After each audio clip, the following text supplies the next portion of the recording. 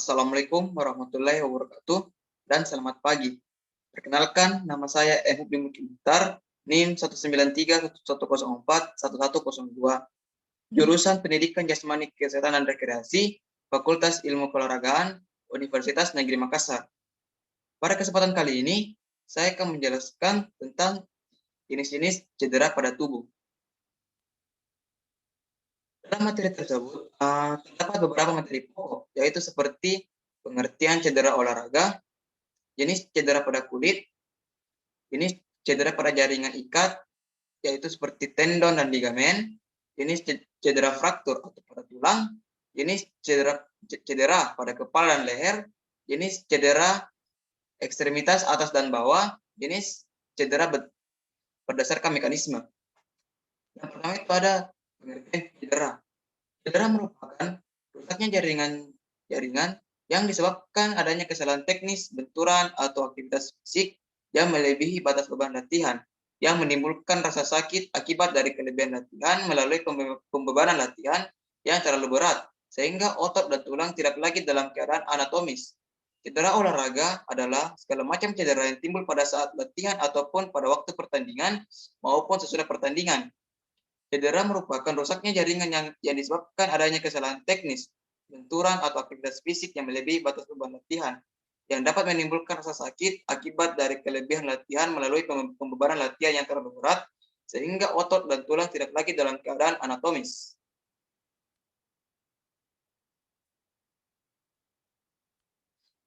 Pengertian cedera yaitu, dapat dibagikan yaitu menurut para ahli, yaitu seperti menurut Ato Iskandar, yaitu cedera adalah suatu gaya yang bekerja pada tubuh atau sebagian dari tubuh yang melampaui kemampuan tubuh untuk mengatasinya. Gaya-gaya ini berlangsung dengan cepat atau jangka lama. Sedangkan menurut Hardianto Wibowo, yang dimaksud cedera olahraga atau sport injuries adalah segala macam cedera yang timbul baik pada waktu latihan maupun pada waktu pertandingan ataupun sesudah pertandingan. Dan menurut Kawa, yaitu cedera olahraga merupakan rusaknya jaringan yang disebabkan adanya kesalahan teknis, benturan, atau aktivitas fisik yang melebihi batas beban latihan, yang dapat menimbulkan rasa sakit akibat kelebihan latihan melalui pembebanan latihan. Dan menurut Geraha dan Priyonoati, yaitu cedera adalah kelainan yang terjadi pada tubuh yang mengakibatkan timbulnya nyeri, panas, merah, bengkak, dan tidak dapat lagi berfungsi dengan baik pada otot, tendon, ligamen, persendian, maupun tulang akibat aktivitas gerak yang berlebihan atau kecelakaan. Dan menurut Kustartani, cedera merupakan masalah yang sulit dihindari oleh olahragawan, baik di dalam kompetisi maupun di saat latihan.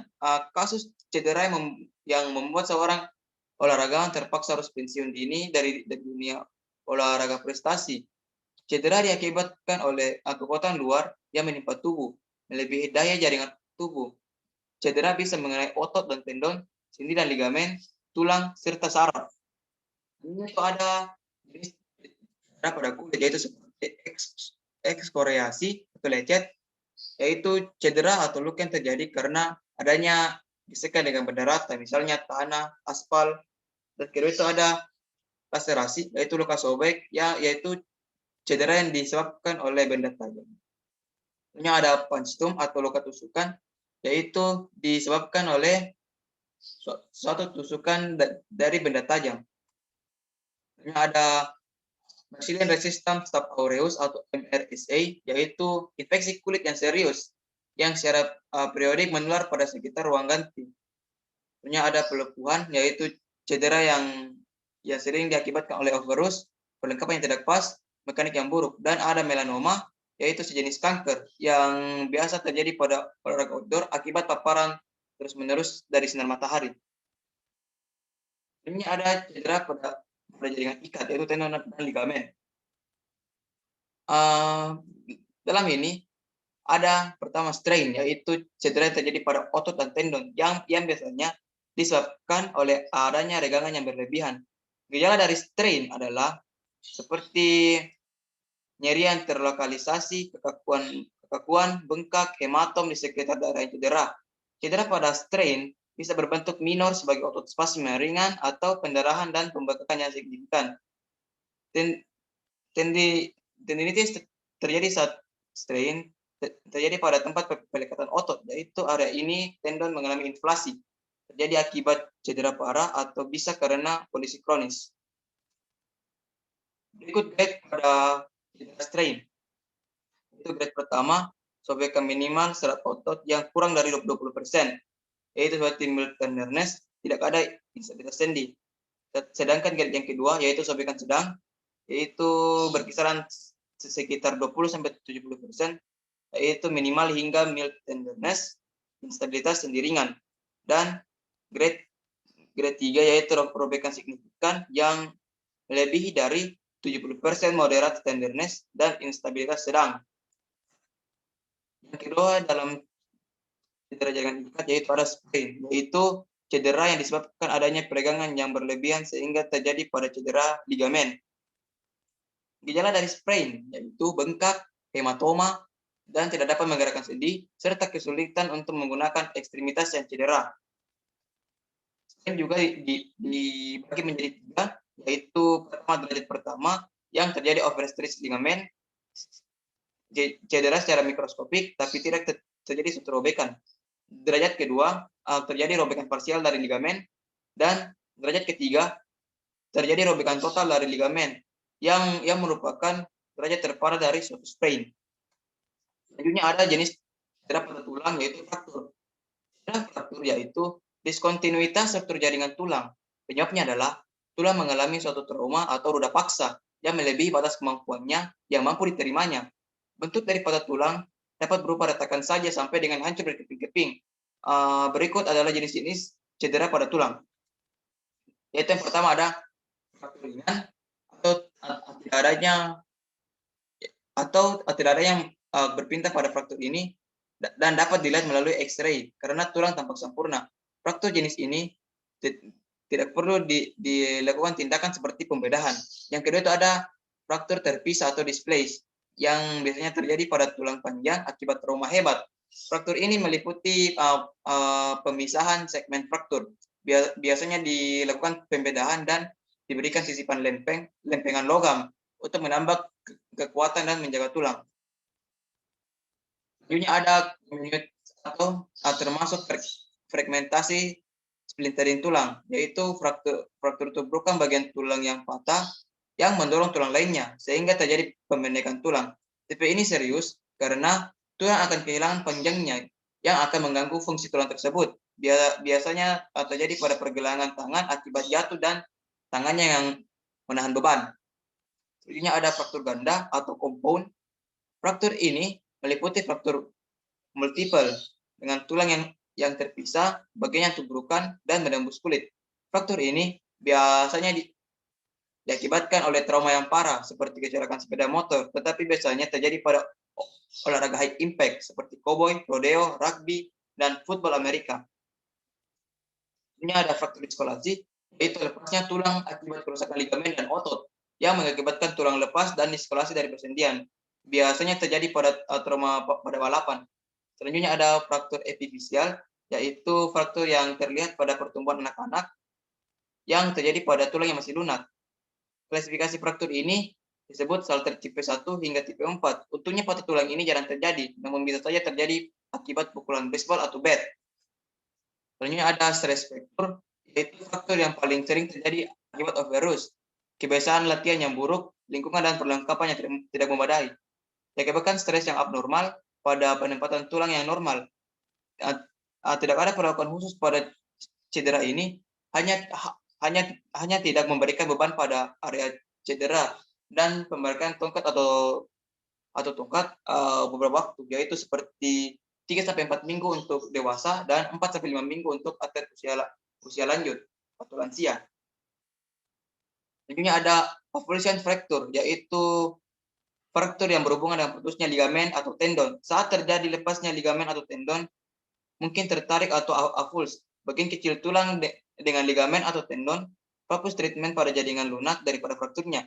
Biasanya terjadi pada jari, yaitu contohnya itu seperti penangkap bola baseball dalam baseball atau biasa disebut baseball catchers.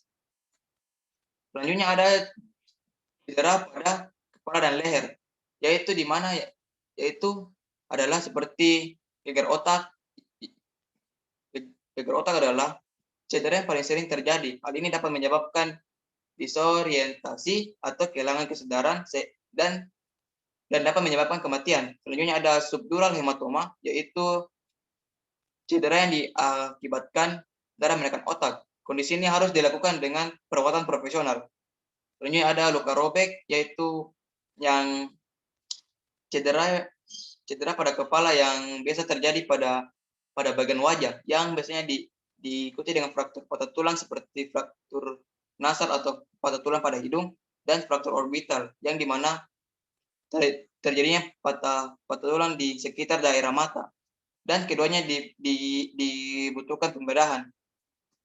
Selanjutnya ada vertical spine injuries, itu bisa diklasifikasikan seperti katastrofik yang terjadi pada kepala bagian bawah yang diakibatkan penarikan pada tulang servikal. Jika kepala kontak dengan objek bergerak seperti pemain lain atau tanah, impak dari cedera ini bisa jadi cedera spinal cord hingga fraktur pada kolom spina.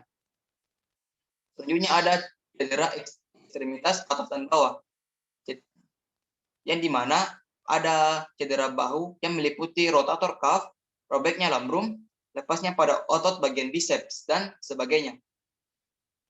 Selanjutnya ada cedera siku seperti fraktur dan diskolasi, cedera kronisnya seperti little legs elbow yang terjadi pada pemain muda, seperti epifisi ulnar atau radial yang menjadi prematur, epikondilitis akibat overuse pada epikondylus ulnar dan radial, dan ada cedera pada pergelangan tangan, yaitu seperti cedera radius dan ulna, serta fraktur tulang skapoid.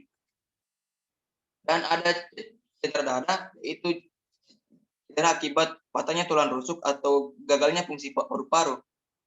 Beberapa cedera dada yang parah bisa diakibatkan konstitusi atau inflamasi pada struktur luar dinding dada. Selanjutnya ada cedera abdominal, yaitu cedera yang terjadi akibat tabrakan kecepatan tinggi seperti olahraga sepeda dan terkena stang sepeda. Selanjutnya ada cedera punggung bawah yang khususnya seperti herniated disc. Untuk mencegahnya perlu mengembangkan dan memperbaiki fleksibilitas. Dan ada cedera pinggul yang meliputi cedera trochanter bursitis dan iliopsoas tendinitis dan fraktur coccygeal. Serta ada cedera paha seperti quadriceps, strain, pain, cramp atau kekakuan otot dan pendarahan, dan hamstring seperti konstitusi dan strain. Dan ada cedera lutut yang meliputi seperti cedera sprain ligamen atau diskolasi.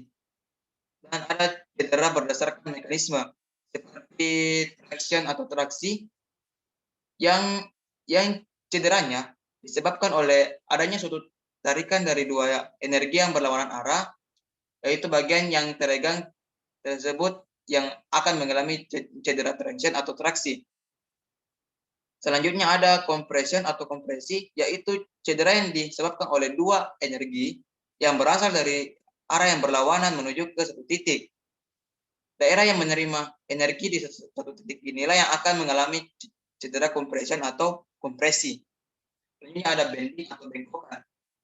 Cedera yang disebabkan oleh adanya bengkokan, yaitu biasanya hiperfleksi atau hiperekstensi, sehingga ada bagian yang overstretch. Bagian yang overstretch, ya inilah yang akan mengalami cedera bending. Selanjutnya ada torsion, yaitu seperti putaran. Cedera yang disebabkan oleh adanya suatu putaran sehingga bagian yang menerima energi tersebut mendapat cedera atau mengalami cedera. Ada shear stress atau tekanan motor, yaitu cedera yang disebabkan oleh adanya energi yang arahnya berpotongan. Bagian yang merupakan titik perpotongan inilah yang akan mengalami cedera shear stress. Selanjutnya ada overload, beban berlebihan, yaitu adalah cedera yang disebabkan oleh bagian tertentu yang menerima suatu beban yang melebihi batas yang dapat diterimanya, sehingga barang yang menerima beban tersebut akan menimbulkan cedera. Selanjutnya ada overuse, yaitu cedera yang disebabkan oleh adanya suatu bagian yang menerima beban terus-menerus di tempat yang sama. Bagian tersebut lama-kelamaan akan menjadi rentan dan kemudian akan timbul cedera overuse. Mungkin hanya itu saja yang dapat saya sampaikan. Kurang dan lebihnya mohon dimaafkan. Wabillahi taufik wal hidayah. Wassalamualaikum warahmatullahi wabarakatuh dan selamat pagi.